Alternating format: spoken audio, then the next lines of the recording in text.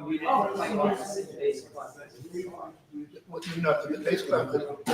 you Sarah? Ah, Mazalto, Mazalto, Mazalto. Very nice. Okay. Chaim. Because the base actually places Ah. base clef for upper clef and tenor clef. Okay, ready, ladies and gentlemen? Everyone's talking. The crowd's busy. Baruch Hashem. Sarah's here for sure. We're ready to start. So if you're watching us online, please say hello so we can see who's watching. I'm waiting for someone to tell us that we're here.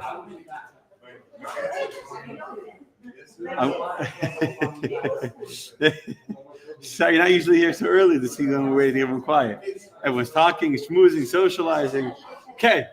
I'm also waiting for people to tell us that they're watching online. So you got on? Okay.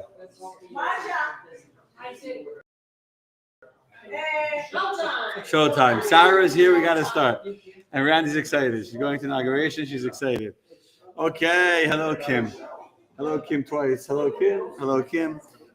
Anyone on Chabad.org with us? Art is on. Shavua Tov Art. Okay.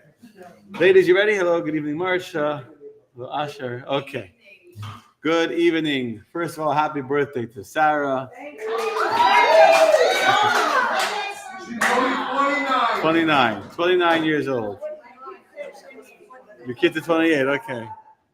How old is your oldest girl? Kids are almost 20. How's Sarah?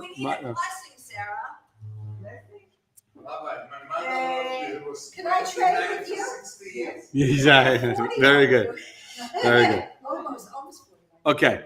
If anyone else is watching, say hi. So first of all, happy birthday. Secondly, tonight's class is in the memory of the Neshama of Yitzchak, Tzvi, and Yosef. Shirat is coming up. Third, all those that need a healing and they're full of Shleima should have Mordechai, Shimon ben Sarah Rachel, maybe, and Masha Chava Bas Sarah.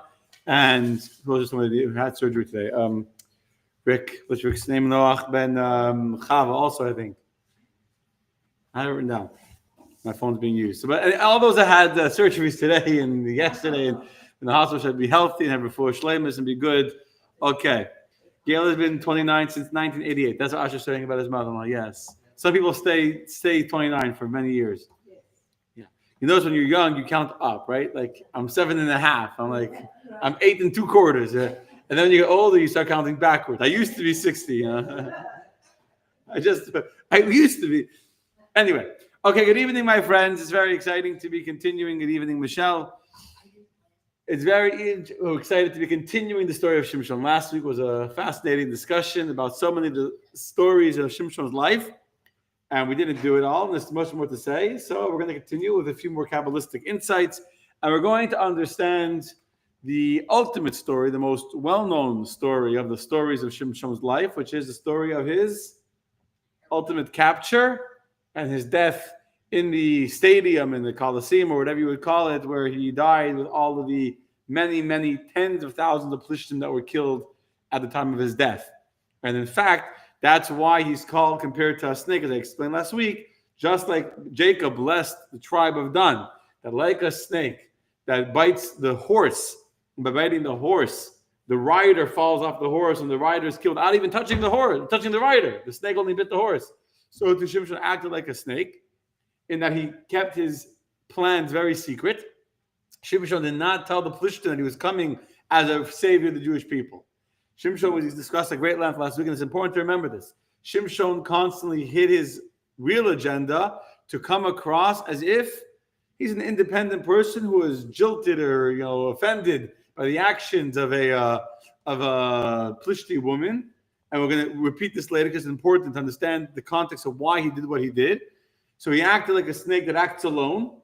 Snakes don't come in pairs or in herds. Most animals fight in a pack. A snake, one snake takes care of itself. There's no. Shimshon acted alone, and Shimshon acted slightly cunningly by not revealing to the Plishtim that he was defending the Jewish people. But in addition, he's compared to the snake that bites the horse and the rider is killed, as we're going to discuss tonight, that by pushing out the pillars of the building, he didn't touch a single Plishti. And yet he killed more of the Philistines in his death. As the Tanakh says, he killed more in his death than he killed in his entire lifetime combined. And not only did he kill them, as we're going to discuss it, I guess I'm already jumping ahead, he killed the leaders of the Plishti community. He killed all the important, the who's, the machers and the knackers, and all the important people that were invited to the party in celebration of his capture to the god called Dagon. All the important people were there. All the governors, all the rich businessmen. He killed them all. And so the impact that would have on the society of the Plishtim was tremendous. As the final verse of the chapter says, he kept his influence lasted 20 more years because of that. So anyway, so he's like a snake, was able to kill so many just by his presence. Okay, shalom tov, Orly and Gail and everyone watching us, Jessica. Okay, so here's what I want to tell you. Want to say something? Yeah, I thought maybe you have slides. Slides. Samson pushed the pyramid there. Any pictures? Anybody just imagination? There's no. There was no Facebook Live back then. Well, yeah, whole movie. Oh, there you go. Okay. They say that the book is better than the movie. Okay. Fine. So, good answer. Thank you. I've been practicing. That's what they say. They tell you see the Ten Commandments or whatever. Exodus. The book is better than the movie. If you know how to read the book properly. If you just read the book, the Reader's Digest version without the commentaries, I don't know. But if you read the real book, anyway, okay. So I want to tell you a few things about Shimshon. Someone asked me, where does the name Shimshon come from? Robert asked, you want to know this morning, where does the name Shimshon come from? What? Shimshon actually was named as a Shemesh Umagin. It's a combination of two words. Shimshon is Shemesh, and Umagin, a protection. The famous verse, Shemesh Umagin Hashem Elokim, that God is both a sun and a shield, a protection. The sun itself needs to have a protection over the sun, or else the sun would totally destroy us. But God is both. Shimshon was both. You can close that. Was an expression, the conduit of God, and he was a protector for the Jewish people. Okay, that's number one. Number two, Shimshon is from Shmama. What's Shmama? To destroy, to completely eradicate, not just to destroy, to like obliterate. Something is Shmamon, it's completely obliterated. Nothing, like California now. It's destruction. It's destruction, obliterated. And that was Shimshon because he obliterated the Plishtim. But I want to talk about this first name of Shimshon because I want to stress more what I said last week, but you have another week, so you learn more. And the whole week you think about Shimshon and you come across more ideas and commentaries. People often misunderstand Shimshon. Not often, almost always. People think of Shimshon as it is in the movies. How is Shimshon in the movies? He's a Jewish version of Goliath. You have a Goliath, or you have any other huge giant that existed, whether in real history or in the fables and myths. And you have this giant with supernatural powers almost, who's this big ogre and a brute that comes, and he's just like, everyone just devours people. He just breathes too hard and they go flying.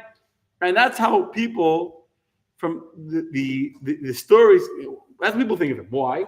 Because when's the last time you studied Shimshon? When you were a kid, you heard the stories of Shimshon, and then you're a kid like mine. That's how you understand it, and that's how you can understand it then. Don't go further. Shimshon was a tzaddik. He was a righteous man. You see, I just popped open. Shimshon was a tzaddik. How do I know he was a tzaddik? Well, first of all, if you read through the whole Tanakh and the way Shmuel Hanavi, Samuel the prophet, writes the book, he's described only in positive. There's not a single negative word about him anywhere in the entire story. There's not one hint of criticism of him. Not once. But more importantly, he had clear Ruach HaKodesh. God spoke through him and acted through him multiple times, where it says explicitly that he felt the Spirit of Hashem within him, and he was not naturally strong. In fact, do you know that Shimshon was lame? Shimshon couldn't walk. He walked with a limp. He was actually like somewhat disabled. He was somewhat of a cripple to some extent, and he had a hard time walking. Except for when God would give him the strength, and then he was unstoppable. But otherwise, Shimshon looked like a regular person. He wasn't a giant, he wasn't an ogre, he was a regular person with very, very long hair. He was a Nazir in that respect, but he was a vehicle and a conduit by which God chose to express to express the greatness and the awe that people should feel for the Jewish people that was expressed, the vehicle for that was Shimshon. Why was to be the conduit of God's miracles, of God's greatness? Because Shimshon was the most humble of all men you can imagine. And we're going to read it inside in the text in a little bit. So I'll already tell it to you now because I'm jumping ahead, but it's in the text. When I'll read it there, but I'll tell you right now. Shimshon never asked for anything. Shimshon was the unqualified leader of the Jewish people. We'll get to the text later, but I'm going to tell you now more in the story. Shimshon was the hero. He was literally a legend. Now, this is true amongst the Plishtim. His fear was so well known, the Plishtim were afraid to attack any Jew because of this Jew, Shimshon, not even knowing that he was an officially defender of the Jewish people. They thought he was just a Jew with tremendous strength. So you can imagine that if the Plishtim lived in absolute fear of this man called Shimshon, you can imagine how the Jews talked about him. He was a hero. He was the guy that everyone talked about in the mikvah and then by the Kiddush. Went to the Kiddush, you heard what Shimshon did, you heard this, that's what they talked about. When the freshers went out to eat, that's what they talked about, right? And Shimshon was well known. And yet, you don't see anywhere any kind of royalty to him, any kind of leadership, where he has a court, where he has assistants, where he has every other judge in the book of Judges is a judge. We talked about this last week. They bring an army. They become an official. They become a leader of the Jewish people. And when you're a leader, you have to act like a leader. If you want to have the respect of the people, you have to have an office and whatever. Like they were the judges, whoever it was. Ehud, Devorah, Barak. You go through all the people. They led. Shimshon never once asked any Jew to do anything for him. In fact, it says that when he was at that moment with his hands on the pillars, he prays to God. He says, God, for 20 years that I was the leader of the Jewish people, text says 22, but let's not get, there's commentaries about it. I never once asked someone to even carry my stick for me. And the stick is what you used to be a judge, to be a ruler. And yet, so it's not even like it was a personal favor. I never asked a Jew to do me a personal favor. I never even asked someone to help me in my duties as a judge of the Jewish people. To carry the stick, to carry the gavel, to carry, he never took anything for himself. He lived an extremely private life. He lived alone, almost like a nomad. Went to the Plishtim here and there.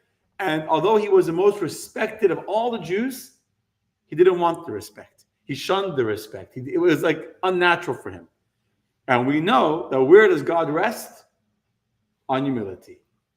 It's a famous statement of the Talmud that when someone is full of himself, God says, me and him can't live together. It's in the Gemara and Saita. When someone has ego, God says, me and him can't live together in one. And the reason is simple. If your cup's full, there's no space for anybody else, right? So if you think that you're the greatest gift to the humanity, there's no room for God in there. And Shimshon was the exact opposite. Shimshon never felt any sense of greatness. He never once walked around saying, I'm strong, look at my talents. He never once entered an Olympics or a strongman competition. He hid it. Nobody knew his parents didn't know his strength. When he tore apart a lion with his last week's, he didn't tell his parents that he tore apart a lion with his bare hands. Nobody knew. He was a very, very humble person. It's very important to remember that. Instead of giving some of the history of Shimshon, I'll tell you one more thing of history, and then this is all introduction to the next story we're going to learn together. So I had some time this week. I discovered an amazing, in Gilgulim, in reincarnation, many explanations of what kind of soul Shimshon had as a reincarnation. So it says that Shimshon was a Gilgul of Nadav, Nadav and Avihu, the two sons of Aaron. How did the two sons of Aaron pass away? By drinking wine, going into the temple intoxicated. And in fact, Shimshon was described as the leader of Badon, from the tribe of Dan.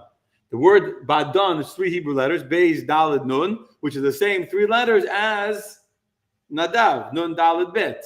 Same 3 letters. So Nadav, who sinned by drinking wine when he wasn't supposed to drink wine, his soul was reincarnated into the soul of Shimshon, who was not able to drink wine as a tikkun, as a rectification for Nadav, also an extremely holy man. Nadav, as we discussed, we had class on him, Nadav and Avihu, they died in a state of ecstasy, of yearning for God. It was totally not about them. They felt this unbelievable desire when they saw God revealed at the moment of the inauguration of the temple. They couldn't restrain themselves, and they went running in to bring the incense, and they died in this moment of closeness to Hashem. And Shimshon also was like that, tremendously close to Hashem, where he felt Hashem within him. He felt Hashem guiding him in everything he did until the end of his life, where he didn't feel Hashem's presence. And we'll talk about that in a few minutes. And that's what he was a reincarnation of Nadav. You know what else he was a reincarnation of? There was a Polish rabbi, his name was Shimshon Ostraiper, who actually was killed by the Kazakhs in the Chmelniki uprisings. He was burnt alive in the shul. The entire community went to the shul to daven. They heard that the Kazakhs were coming. They were in the shul, and they came and they burnt the whole shul down. He was killed, burnt alive, a young man. But he was a big, big Kabbalist. He wrote a book called Karnayim, or something, the horns of the Torah. So he wrote that his name was Shimshon. He wrote that Shimshon was a reincarnation of the soul of Esav, the son of Jacob. Esav, the son of Jacob, who had a Jewish soul. He was the son of Jacob, and they go from a Jewish father to Jewish mother. And yet, what happened to Esav? So Esav had tremendous strength. Esav was a man of tremendous physical power. But what happened? He became terrible, used it for negative, went after the woman and all that, and conquered, killed people and raped people. And what else did Shimshon do wrong? Remember, Shimshon had 2 wives that worshipped idols and burnt incense in the home. And because of their incense, Yitzchak, Isaac, went blind. Isaac was blind, the father of Yaakov and Esau, which is why the whole story happened, where he tricked the blessings. No, he tricked the blessings where Yaakov, that's Yaakov's sons to Yosef, Ephraim and Menashe. Go back 1 generation. Yitzchak wanted to bless Esau, but he was blind, he couldn't see. So that Yaakov came in wearing the clothing of Esau and said, I'm your son, Esau. Why was Yitzchak blind? Why was Isaac blind? How do you know that? The incense of Rashi says more than one reason. One reason why he was blind is because the angels cried at the binding of Isaac, and they saw how his father was willing to sacrifice him, and the angels cried, and the tears of the angels fell in his eyes. But then Rashi brings another answer. You know why he was blind? Because his son and daughter-in-laws were burning incense to idols in the home. And the incense, the smoke of idol worship blinded him. He couldn't handle it. So because Esau brought the smoke of idol worship into the home of his father, that blinded his father, he was punished at the end of his life. He would die by being blinded. And that would be a tikkun for what Esau had done by allowing his father to go blind. oh, so Samson was blind. Shimshon was blinded and they poked at his eyes. Okay, now let's get to the story, okay? So we know all about how Shimshon acted and how we discussed last week, all the stories, how he developed the reputation. Years go by, and Shimshon, 20 years go by from the earlier stories of Shimshon's strength, where Shimshon is a judge of the Jewish people. Again, people don't appreciate this, that he sat and judged and gave guidance and direction because he was a man that the Spirit of God spoke within him. However, Shimshon felt very, very uncomfortable with this job. He never felt, you have to feel a certain sense of conviction or confidence is rather the right word. You have a certain sense of confidence that I'm qualified to give advice, to give direction, to give rulings, to give judgment. And he never felt that. He never felt that confidence. But in the meantime, over the course of time, he reestablished the pride of the Jewish people. And people now became more spiritually connected as a result of his strength. And people started to also go to Eli, who was the Kohen Gadol, the high priest. Now, Eli, this might be a little bit complicated. I'll try and make it simple. If you don't follow, it's fine. If there's the Talmud, the Rambam brings a list of direct line of communication from generation to generation, from Moses all the way to Ravina and Rav Ashi, who wrote the Talmud. There's a clear line of direct teacher-student relationships where each student heard directly from his teacher the words of Moses, and then he became the teacher to the next generation. So after Yeshua was Pinchas, we learned about actually in the morning, the grandson of Aaron the high priest, and from Pinchas, the next generation is Eli the high priest, who would then teach Shmuel Hanavi Samuel the prophet. So in timeline, Eli the high priest is much older than Shimshon, because Shmuel Hanavi is going to be next after this, sometime after. Eli is much older. The official leader of the Jewish people is the high priest, because there was no political leader at all. It was a time of anarchy and of lawlessness, where there was no one politically or militarily defending the Jewish people. So the leader, officially, the spiritual rabbi, the head rabbi of the Jewish people, was a man called Eli, the high priest. But he wasn't really some people went to him. He didn't have the respect of the entire Jewish people. Over the 20 years that Shimshon began to build up the strength and the pride of the Jewish people, more and more people started to go to Eli, the high priest. And so Shimshon decided, and all this I'm telling you now is not in the text, it was in the commentaries. Shimshon decided it was time for him to give up his leadership. To give up his leadership and let Eli, who is the high priest, who in his mind is more qualified to lead the Jewish people than him, to take over as a leader of the Jewish people. And this is why Shimshon decides to move away from the Jewish community of the people of Israel, from the land of Israel, and move back to Gaza, which is the land of the Plishtim. Okay? Understand? There is no other instance that I'm aware of where a judge or a leader of the Jewish people, of any nation, says, you know what? I feel, not that I'm too old and I'm senile, so my party is kicking me out, or I have term limits, but where a person says, and this is for both parties, and this is across the board in all countries and all groups of power, the more power you have, the more you hold on to power. It's not a statement of anybody, because it's human nature. People hold on to power. It's just part of human nature. Once you have something, you don't want to give it up. And even with the Jewish people, even amongst the rabbis, people had power, they had authority, and they held on to that authority. The only example we have of someone that chose on their own free will to give up their power, to move away from their position of influence, and to, so to say, denigrate themselves or to lower themselves, to allow the official leader of the Jewish people to reclaim his role as the leader, is Shimshon. And that's an amazing thing. Again, I already told you, Shimshon was extremely humble. The humility is almost hard for us to understand. Shimshon never once felt greatness. Shimshon was very, very much aware that all of his greatness came from God. We discussed this last week. He felt all of my strength, all of my power, it's not me. It's God coming through me. You see water coming through a pipe, you don't say, oh, look, the pipe is giving me water, right? And the pipe doesn't feel like, oh, look at me, I'm giving water. It's a conduit, the water is coming through. That's how Shimshon felt about his strength. And so 20 years have gone by. 20 years where the Plishtim have been petrified of the Jews, and 20 years where the Jews have now, so to say, had a spiritual awakening under the leadership of Shimshon, but Shimshon doesn't feel worthy of it. And so Shimshon says, now the Jews are safe, and they're growing, and they're learning. It's time for me to move away and let Eli be the recognized, uncontested leader of the Jewish people. It's an amazing thing. In addition, some commentators say that at that time already the fear of Shimshon was wearing off. There's a general rule, if you look in the book of Judges, and Robert knows he's here in the morning, we're finished it already now, that a generation is 20 years. Even today, today's even less because today people have short attention spans. But 20 years is a new generation. The people that, what happened 20 years ago, it's forgotten. It's forgotten. It's like history.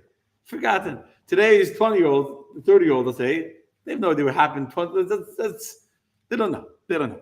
So after 20 years, it's time to remind the Plishtim, so to say, of the strength of Shimshon. And so Shimshon decides he's going to leave Israel, he's going to move back to Gaza, where he had been before, into the heart of the Plishti territory, where he will really be able to find an opportunity, as he did before, to find a pretext to really strike terror into their hearts, to make sure they continue to remain afraid of the Jewish people.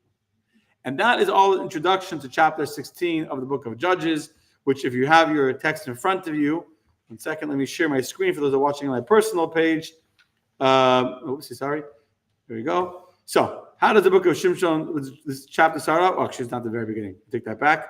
Basically, he goes back to Gaza. He goes and he finds a prostitute. He stays in the home of a woman that's a prostitute. Now, why is he staying there?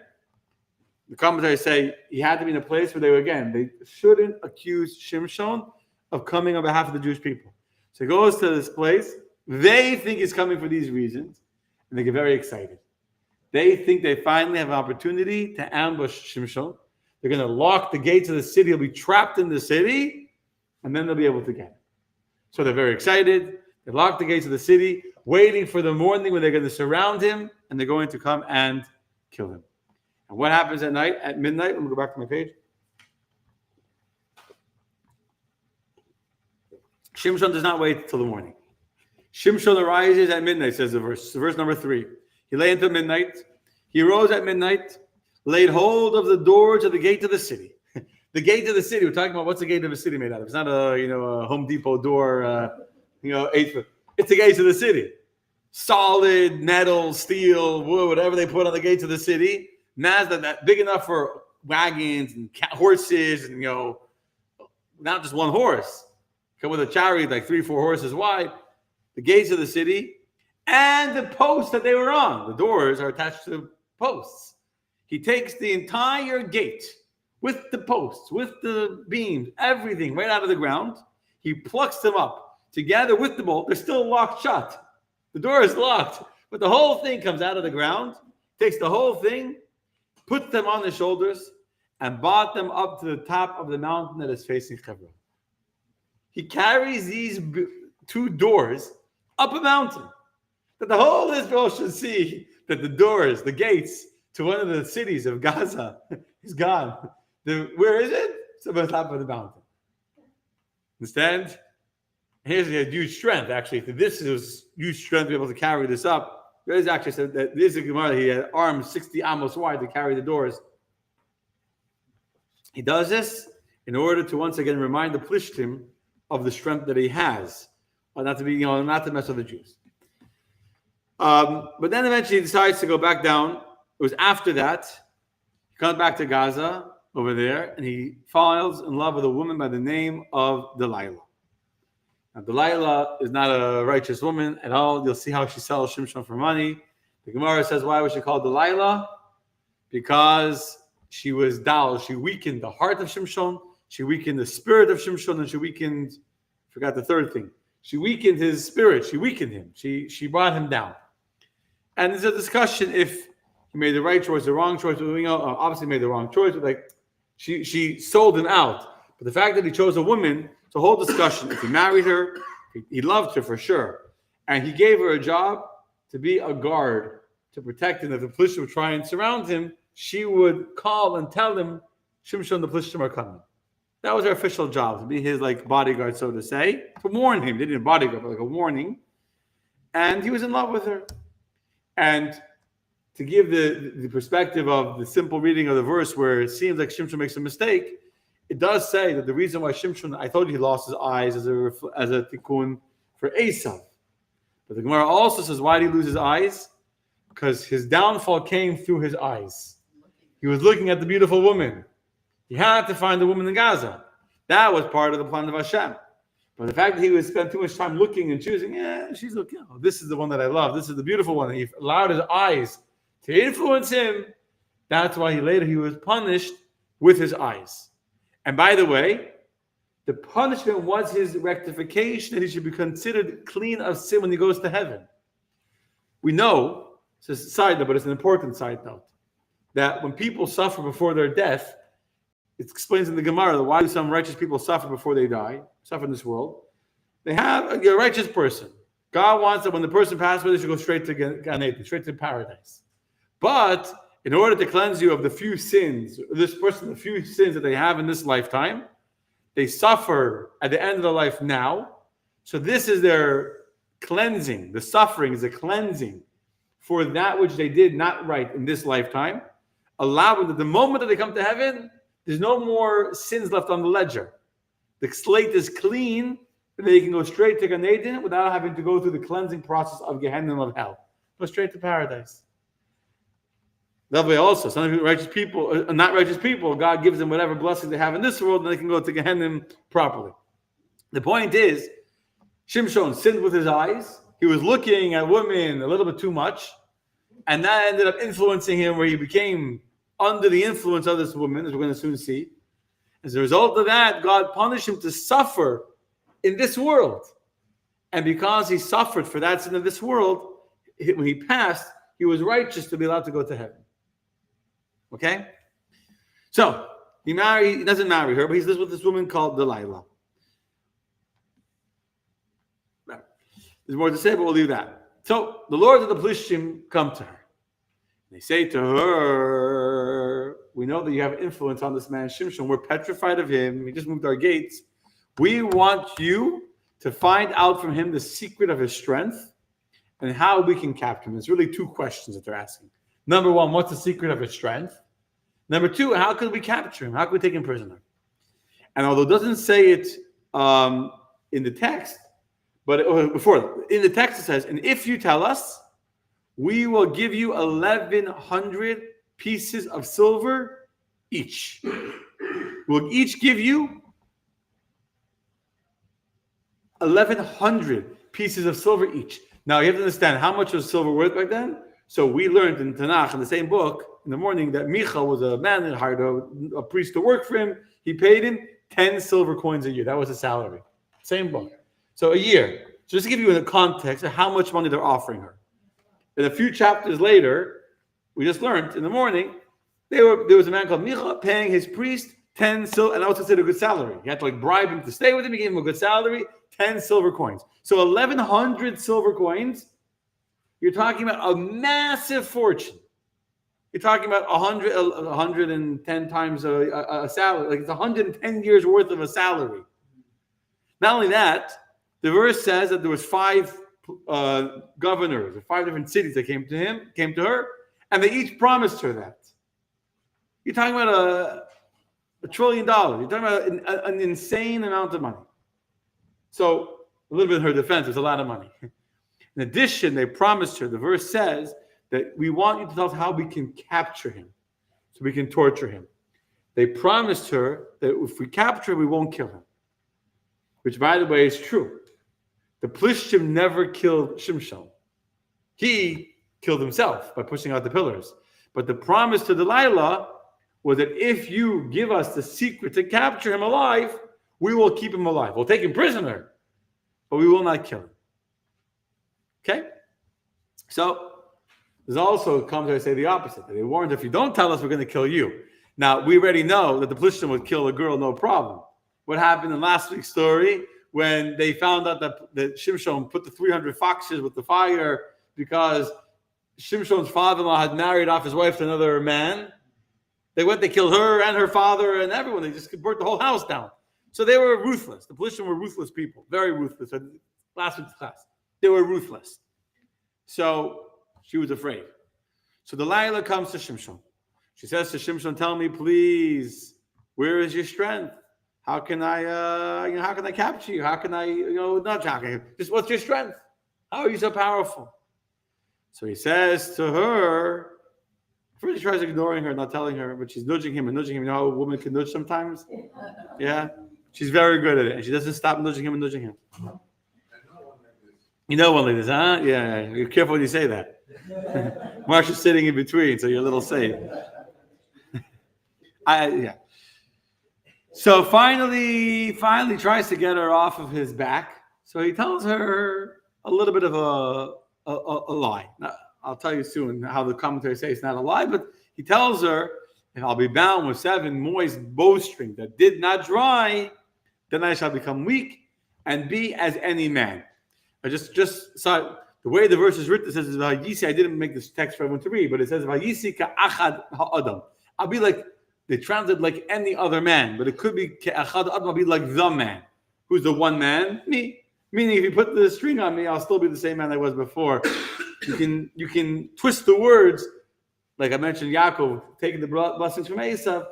You can twist the word that he wasn't lying, but he definitely misled her and made her think that if you're going to put undried rope that had not yet they weaved the flax or whatever and it hasn't yet dried, he put it on 7 strands. Okay, so she calls the Plishti leaders. The thing, I have the secret for you. I need a brand new rope, 7 strands, moist, not dried. Okay, so the ambushers come. They set up a whole ambush in the other room. She's with Shimshon in the inner room, in the bedroom, whatever. And he goes to sleep, and she ties him up with the 7 strings. And then all of a sudden she screams, "Shimshon, Shimshon, the Plishtim are upon you! Danger!" And in a second, pew, the 7 ropes come flying off his hands like nothing. They come flying off his hands.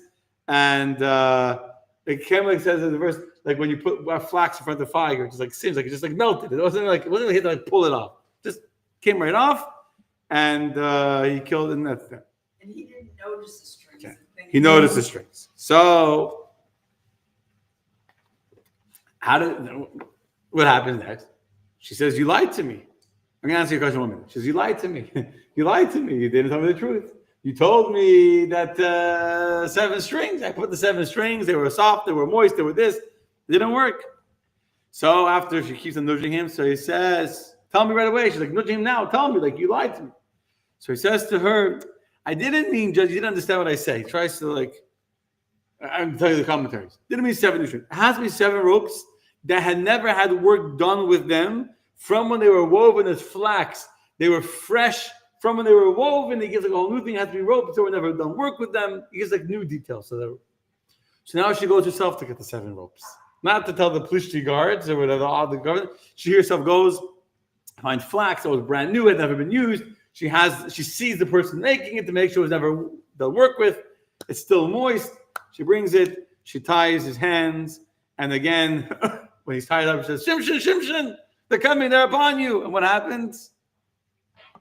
Comes flying off like flax in front of the fire, and nothing. So Delilah says to him a 3rd time, "You were told now you have mocked me. You've told me lies. Tell me with what way you be tied up." So he said, "You understand? I didn't only mean regular rope. It's the rope of my hair. You have to put my hair into a loom, 7 locks in the. You know what a loom is?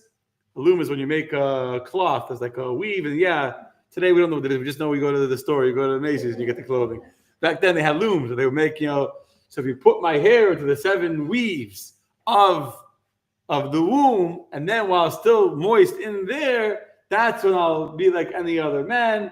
And so she gets a loom, and while she's sleeping, he puts his hair into the loom, and then she screams, "Shimshon, Shimshon, they're coming, the Plishtim are upon you." And he jumps up, and the whole loom comes out of the wall. The whole thing with his comes out, and she tied him also.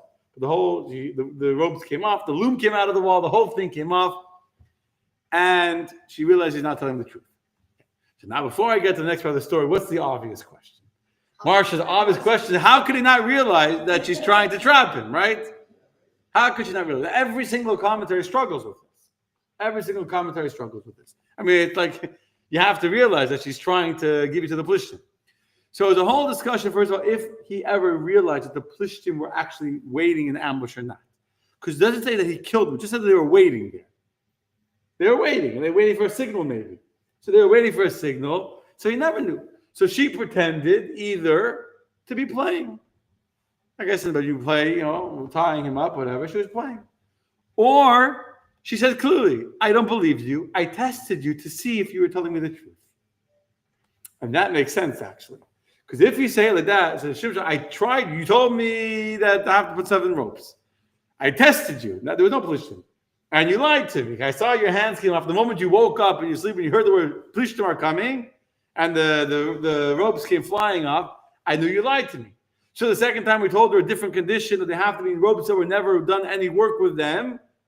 Again, she says, "Plishtim are upon you." Why? Because she's testing him to see if he's loyal to her, if he's telling her the truth. I know many women that feel the need to test their husbands. They need to check their phone, they need to do this, they don't trust. So she told him, "I don't believe you. That's why I'm testing you." That makes sense, I think, because he understands why she's doing it, because she doesn't feel like he's telling her the truth.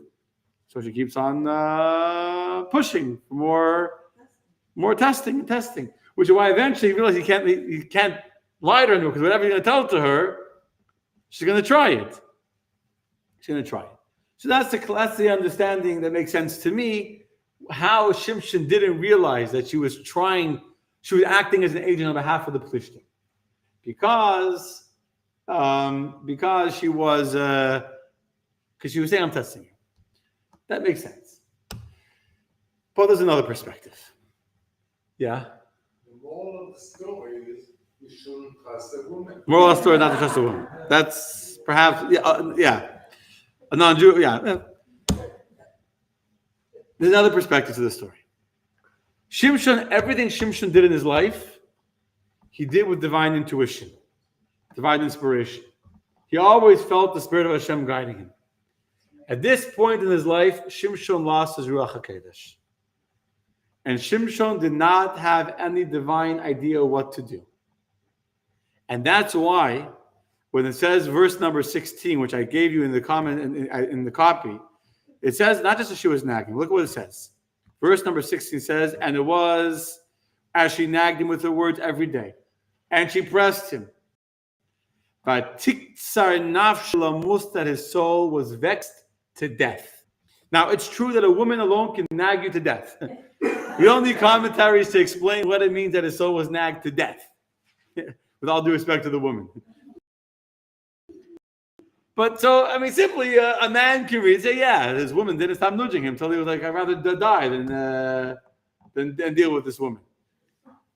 But his soul was vexed to death would mean that internally he felt was distressed, spiritually. His soul, he felt in a state of didn't know what to do. He didn't have clarity, didn't have direction. And therefore, because he didn't have direction, that's why he gave in to her, to tell her the truth, because he guessed, he understood, God is, so to say, abandoning me, and I don't have the protection of God anymore. He felt abandoned. He felt like he left Israel. Why did he go back? That's a good question. So why did he not go back? He felt, we discussed the perspective that he didn't go back because he wanted to give Eli leadership of the Jewish people. He felt uncomfortable being a leader of the Jewish people, and he wanted to make a statement. He wanted to do his job of scaring the Plishtim. He didn't want to be a judge. He wanted to scare the Plishtim. And he's like looking for a pretext of how to scare them and what to do. Everything he did was a pretext. They heard him. So here, the whole time that he's with this woman, perhaps because it wasn't with holiness, because he allowed his eyes to lead him, and there was an element of personal pleasure in being with this woman, which means that I already said to you before, and I'm kind of on my own now. I'm not telling you what I read in the commentary, but I'm telling you, like, just after studying, I am telling you the commentary, the Spirit of God was not with him anymore. That's for sure. So I'm understanding he lost that conduit of godliness because he is no longer pure, in that he was a holy man. I'm not saying he wasn't holy, but he allowed his own self-interests to finally get in the way of being God's agent. Just as we talked earlier about not getting a power, what happens? Everyone goes into, whether it's politics or rabbinics or leadership, and be a judge, be an activist, and they go with pure intentions, and then over time, your own self gets involved, because again, we're human beings with human nature. So now you have authority, and it's hard to give it up. Even though you did it for the sake of the community, but now there's a certain self, what's what I'm looking for? A certain self element, a certain sense of self involved in the story. Here, when he was with Delilah, he was no longer a pure conduit. There was a sense of self, and God was not with him. And that's why his soul was vexed to death. And that's why eventually, perhaps he knew that she was trying to give him away. Perhaps he didn't know. The different ways of understanding the story. But either way, he felt like he couldn't withstand her anymore because he felt all alone. He felt, so to say, abandoned. Like, he didn't feel, I shouldn't say those words, I take that back. He just didn't feel God's Spirit with him. So eventually, he speaks to her heart, and he tells her the truth. What does he say to her? Look at verse number 17. And he told her all his heart. And he said to her, a razor has not come upon my head, for I am a Nazarite womb. If I will be shaven, then my strength will leave me, and I shall become weak and be like any man. The Hebrew here is not ke'echad ha'adam, but kechol ha'adam. If you know the Hebrew, whatever, it's a different Hebrew. But he told her, no razor was ever on my head, and if I have my hair shaved, then my strength will leave me, I'll become weak like anyone else. And then Delilah saw that he had told her all his heart. And she sent and called to the lords of the Philistines, saying, come up this time, for he has told me all his heart. And the lords of the Philistines came to her, and they brought the money in their hands. Okay. So first of all, the obvious question, how does she know he's telling the truth this time? She hasn't tested him yet. How does she know? How does he know? So how does she? First of all, a woman knows. A woman knows. And the Gemara says this. The Gemara gives two explanations. How she in Saita, two ways that she was confident that this time she finally got it. She didn't need to do a test to know. First, Because a woman understands the person saying the truth or not. They have that intuition. They know if there's something there they're hiding and not, which is why she felt all the other times he was not telling her the truth. She can feel it. A woman knows. Secondly, and also it made sense. Like she's saying, no shaver, no razor's ever been in my head, and all it was true. Like he never shaved. She understood it. It made sense. She understood this is what it is. But there was another reason why. It's a very sad story, Prima. I agree. You know how she knew? Because he used the name of God. If you look in verse 18, he says, in verse number 17, what did he say? A rage did not come upon my head, for I am a Nazir to God. Ki Nazir Elokim ani. I am a Nazir of God. And she knew her husband or her roommate. And he never, ever used the name of God in vain. And if you use the name of God, that was clear proof that this is the truth. He wouldn't say a lie and use the name of God in the same sentence. She heard the name of God. She knew, now I know this is the real deal. She calls the kings, the governors, the lords of the Philistines. We got it. Bring the money. Bring the cash. I have the real information. And they come.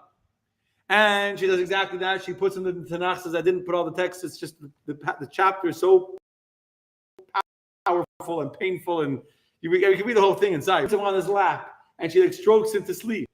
You see the deceit over here. She's putting him to sleep. She's like, what's the word I'm looking for? Like seducing him to sleep with evil intentions. She puts him to sleep on her lap. And then she has a barber waiting in the other room to come in. And he comes in, and the barber comes and shaves off the 7 locks of his head. And then she began to afflict him. She began to torture him. She began to either physically poke him or pinch him, or she began to make fun of him. Whatever she did, and she saw that his strength was not there. She saw that the way his body moved, she knew.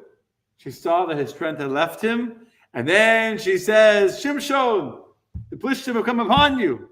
The Plishtim have come upon you. And he wakes up from his sleep, because he was sleeping. So she was poking whatever she was doing to him. So he wakes up from his sleep in her lap, where she had put him to sleep. And he says to himself in his mind, I will go out as the other times. And I will shake myself. He didn't feel the Spirit of God, but he was sure he'll go outside and see the Plishtim, and the Spirit of God will come back to him. He didn't know that his hair was gone. He was sleeping. He goes outside, he sees the Plishtim, and he's sure that like every other time in his life, God will come through him, and he'll feel the strength of God coming through his body, though he didn't feel it in the room. When he heard the word Plishtim, the other times it was enough. Didn't feel it yet. He said, I'll go outside, I'm sure God will come to my aid. He goes outside. He didn't know that the Lord had. That's what the verse says. Ki lo yada, ki Hashem sarmei Allah. Hashem had removed himself from upon him. And the Philistines seized him, and they gouged out his eyes. He was dangerous. They seized him. They gouged out his eyes. I'm actually reading from the Tanakh, and they brought him to Gaza, and they bound him with heavy copper chains, and they tied him to the grinding. The stone where you grill, the mill, where you grind wheat. Big thing, they tied him to it. This you can't pull out. The massive, massive stone that weighs how many tons, to grind wheat. They chained him to it. They didn't let him go from there because they were afraid. They chained him to there. And this is where he was, forced to walk around and pull this stone around like an animal, pulling around the stone. Grinding it. Can you imagine? Here he's in prison. The Gemara also said that he's grinding in prison, that the women of the Plishtim came to impregnate themselves by him. They figured, a strong man like Shimshon, they wanted to have his DNA in their children's blood. Can you imagine? That's what he's forced to do in prison. Anyway, they decided to make a big party. Their God has delivered Shimshon to their hands. And so they make a party to their god called Dagon, which is the god of grain, not get distracted. They make the biggest party the Plishtim have ever seen. Here's Shimshon in the prison, grinding this chained with copper chains, metal chains, to the grinding mill, to the mill. And finally, they make a massive party, and they said, our God has delivered into our hands our enemy. And there was in their hearts of merit, they said, call Shimshon, let's play with him. Let's make sport with him. Let's humiliate him. And they bring Shimshon to be mocked and humiliated and embarrassed and disgraced in the presence of thousands upon thousands upon thousands of people. Now, how many people were there? We don't know exactly, but it says that there were 3,000 people just on the roof. Just the roof, the bad seats, the bleacher seats, the nosebleed seats, had 3,000 people. Can you imagine people in the stadium? Not only that, some commentators say that it doesn't mean that there were 3,000 on the roof. There were 3,000 people that were on the edge of the roof that were able to see Shimshon downstairs in the main. There were many, many more thousands that couldn't even see. Those were the good nosebleed seats. There were even worse seats. You were there, right? You couldn't see anything, but you're there. So 3,000 people on the roof or on the edge of the roof that were able to have seats that they could see inside to the actual building around the ring or the inside, because there was an opening in the middle, and the rest can't even see. And downstairs are all the big machers and the knackers and everyone. And they bring Shimshon. He's blind. He's tripping. He's stumbling. He's being mocked. It doesn't go into detail into Tanakh what happened. They were throwing things at him, but they did to him. They mocked him, humiliated him. And finally, Shimshon is tired. And he says to the lad that was holding him, that was leading him, he couldn't see. So he's being led on a chain. He says to this boy, he says to him, do me a favor. I'm tired. I can't stand.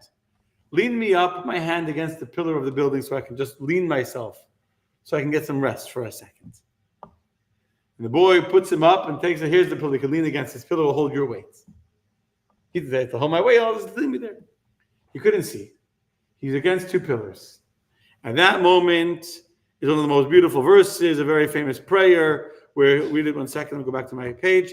At that moment, as he's standing there blind, surrounded by people jeering at him, laughing at him, mocking him, scoffing him, he turns to Hashem and he says to Hashem his final prayer. Verse 28, and Samson called to the Lord and he said, Zachreinina v'chaskenina, famous verse. Remember me, please. Strengthen me, please. Achapam hazeh ha'olokim, if only this once, O God. V'nakma nikma achas, and I'll be able to avenge the vengeance of one of my two eyes from the Plishtim. Zachreinina, chaskenina, achapam hazeh. Remember me, God, one more time, and give me strength one more time to get a revenge against the Plishtim. And here is the text that I already told you earlier. At that moment, he says to Hashem, I entirely remember me. What should you remember, God? What's my merit that I'm asking you to remember? Remember that for Jewish people, never once did I ask someone to even move a stick for me from one place to another. I never asked for anything my entire life. I gave my entire life to defend, to protect the Jewish people. I never wanted anything in return. Not a stick, not a flower, not a plaque, not a medal, not a house, not a position, not a paycheck, nothing. Even the stick that says part of his job as a judge, he didn't ask them to move. For the vengeance of one of my eyes, and the reward for the second eye reserved me for the world to come, but give me the reward for this one now. So here you see that the losing of the eyes is actually a mitzvah, something holy.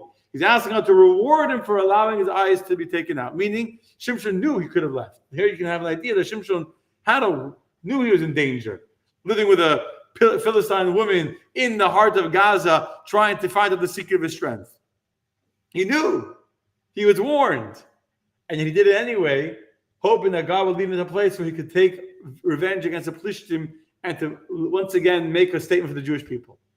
So he's saying to God, I lost my eyes. It was for you.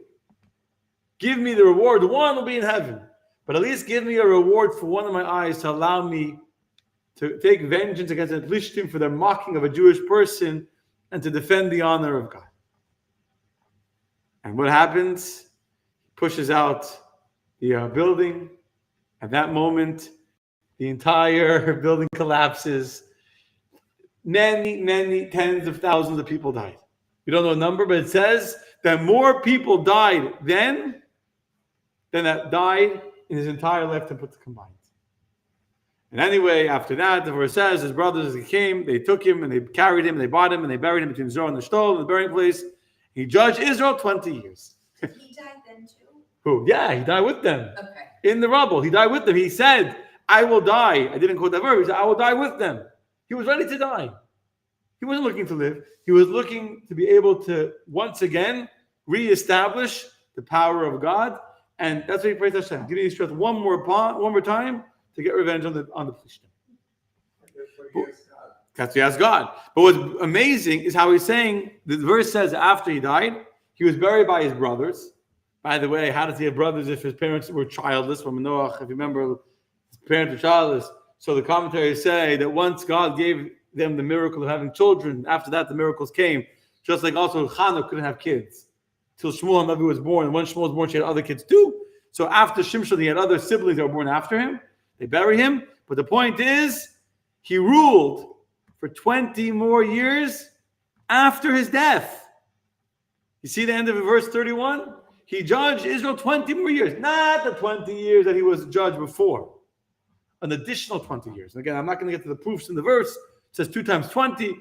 The point is, the fear that he left at this moment of his death was so intense, and he killed so many of the important people of the Plishtim society, that it would take the people of Gaza 20 years to rebuild after this. It's like we destroyed Hamas, right? Okay, very nice. They're going to come back. Question, how bad did you destroy them? How many years will it take them to rebuild? This moment where he destroyed the building would cause a 20-year setback in the people of Gaza into the people of the Plishtim that they suffer. Okay, so what's the lesson for us, my friends? This class is most importantly a Me in the Bible class, right? We have to find out how we can, in some ways, live with the life story of Shimshon.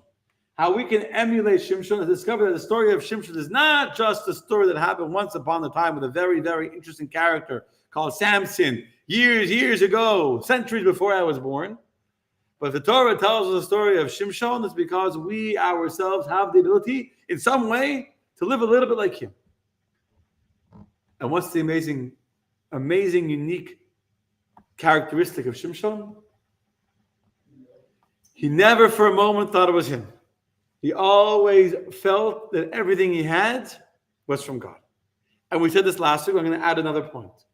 Everything, his entire life story, from the moment that he was alone, he saw that lion in the vineyard and he pulled apart the lion, he felt it was Hashem. And he knew that was the reason that he would tell the Plishtim then the whole riddle and everything. Everything he did in his life, he knew it was coming from God. It was never about him. He never thought that it was from him, and therefore never wanted anything for it. But it's one thing to believe that every gift that you have is for God when things are going well. It's one thing to say, when I'm successful, when I'm strong, when I'm respected, and I'm bringing fear upon the Plishtim, and I'm living in safety and security because no one can touch me, and say, thank you, God, I recognize everything is from you. It's still a greatness because most people allow the ego to get to them. Most people say, oh, look at me, I'm so smart, I'm so successful, I'm so rich, I'm so, right, we get to our own heads. We blame ourselves for our success. So Shimshon was great that he never, ever for a moment forgot that everything he had was from God. But what's even greater is that even when things went south, even when it reached a point that seemed completely helpless, and he was a blinded, crippled prisoner who couldn't walk properly, who had no eyes, who was chained to in a prison in Gaza. And it seemed like he was in the ultimate darkness and the ultimate despair and the ultimate helplessness that could exist. And it seemed like there was no way that he would ever be able to reclaim his previous glory of defending the glory of the Jewish people. In that moment of darkness, he didn't lose hope. In that moment of darkness, he still knew that God could still help him. And he says, even in darkness, even in the moment of despair, he prays to Hashem. He says, Hashem, help me. Because I know that if you want to, you can give me strength one more time. Well, Yosef, that's a greatness. So to be as strong as physically be able to push out a building, we don't have that power. We don't need that power. We don't need to kill a whole, stadium full of people. But when we're in a moment where it seems helpless, where it seems like our eyes are blinded, and it seems like God is no longer with us, Shimshon in some ways felt a little bit alone. God was not giving him divine intuition. And we feel like we've lost our secret. We've lost our strength. We lost our mojo. We've lost our previous power.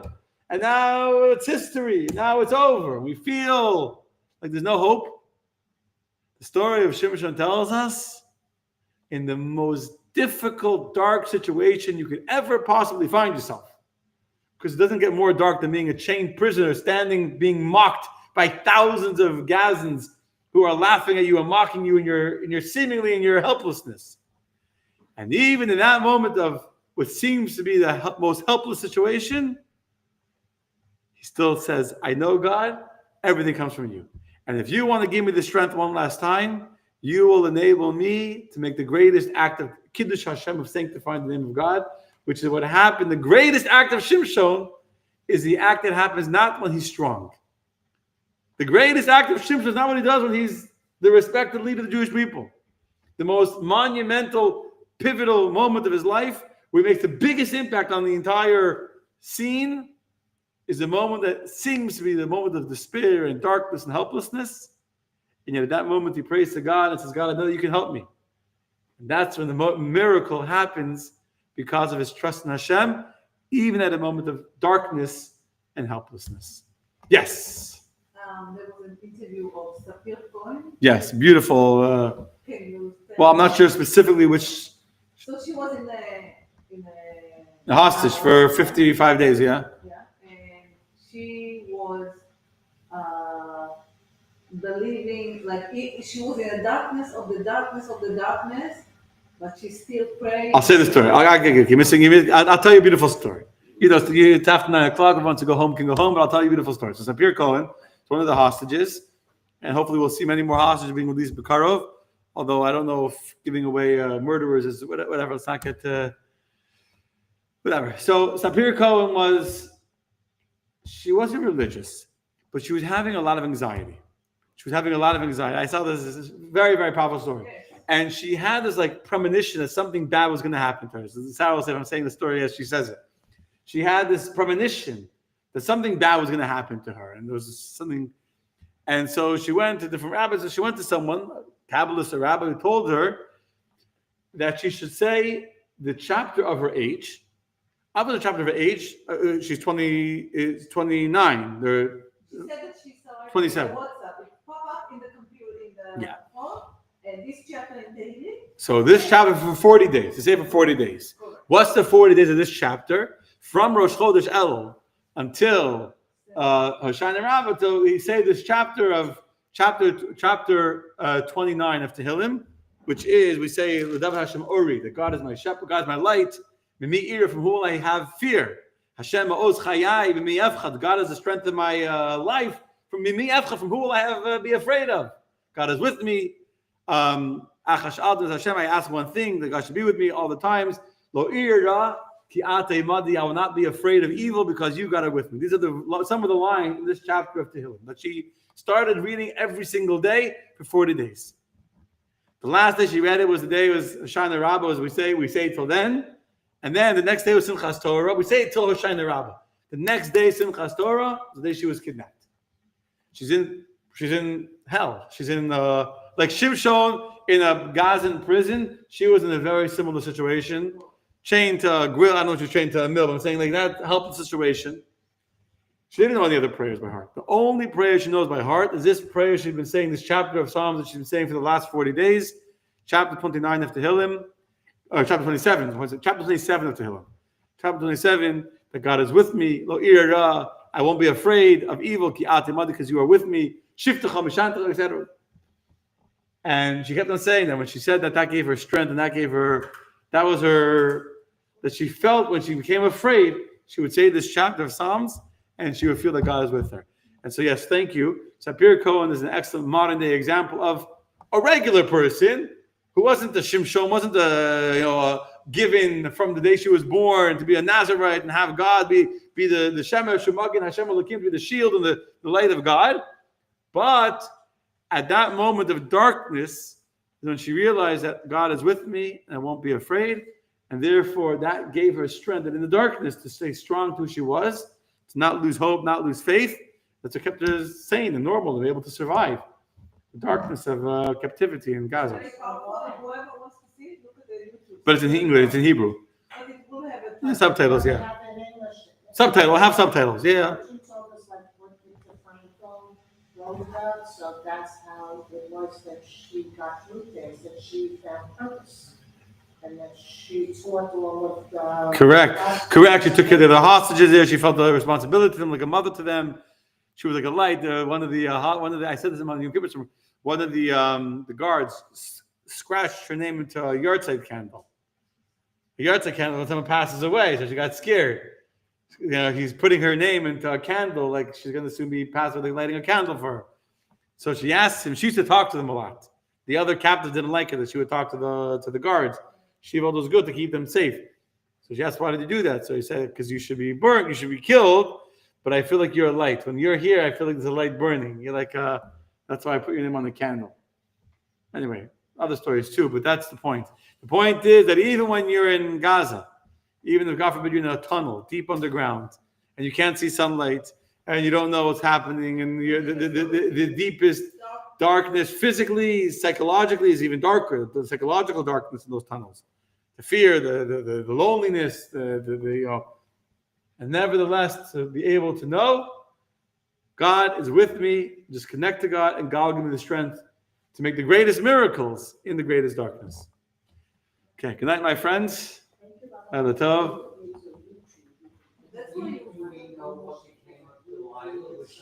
I don't know if it comes to Delilah. I don't know. You know, she took her money. She went to the what they call the Cayman Islands. I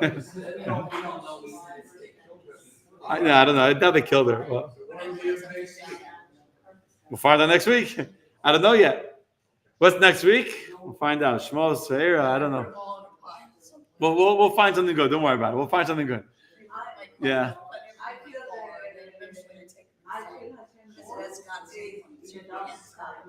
Yeah. Some people are like this. Some people, when things are good, we take credit. Yeah. When things are dark, that's when we feel the need to connect to Hashem. So, thank you, Shira. I'm glad you enjoyed. Thank you, Orly. Thank you, Gail, Laila Tov. Thank you, Art, Shkoach. Thank you, Carmen. Thank you, Jessica. Yeah, to protect the hostages. It is heartbreaking, Lisa. Shavuot Tov, Harold. Good night, Lisa. Thank you, Lori. Laila Tov. Good night, Carmen. Blessed Shabbos indeed. Thank you, Jessica. I'm glad you enjoyed. Thank you, Kareen. I'm glad you enjoyed. Next week will be a good class. I don't know. Now I have a whole week. I have a whole week to think about it. But there'll be next week, same time, same place. Oh. And Dudu Fisher concert coming up. Dudu Fisher here, live in concert, February 8th. Sign up. Bring your friends. It's going to be an amazing concert. He's very good, Dudu Fisher. In Washington. What? Personally, I don't like him. You don't like him? Dudu Fisher is amazing. Dudu Fisher is amazing. I have a lot of people are excited. Thank you, Jessica. Thank you, Richard. I'm glad you enjoyed.